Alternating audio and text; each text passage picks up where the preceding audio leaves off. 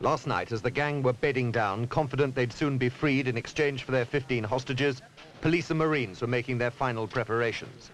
The release of a hostage with a heart complaint gave the authorities the chance for a final briefing on the layout, while the Palestinian leader of the gang was still talking of today's negotiations over walkie-talkie to the control office. About the meeting with your friend Tamina.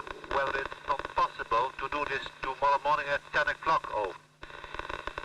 I heard you, over. So, do you agree with meeting Tamina tomorrow morning at 10, over? Okay, thank you very much. Thank you. Out. After 5 days, isolated in the chapel, he was completely unaware of the preparations for the 4 a.m. assault. The Marines, an elite group in the Dutch services and trained specifically in close-quarters combat, knew they would find the hostages on their left as they stormed into the chapel, and that the Palestinian, the French-Algerian, and the 2 Dutch bank robbers would be some distance from them, 2 sleeping, 2 on guard at the opposite wall.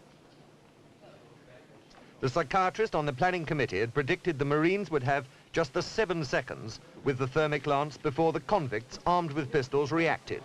The diversion to keep them from the hostages were the flash grenades through the windows, disorientating the gang and giving the Marines time to break the door in. The Marines knew when to attack because bugged kitchen equipment told them there was complete quiet in the chapel. Even those on guard were drowsy. It was all over then in a matter of seconds. The authorities had a chance to see at first-hand the conditions under which the hostages had lived since they were captured last Saturday night while visiting the jail for a celebration of Mass. Little more than an hour after they'd been freed, the hostages left the prison, waving and smiling and showing none of the signs of strains and tensions that it had been believed were making them increasingly edgy as the hours had gone by.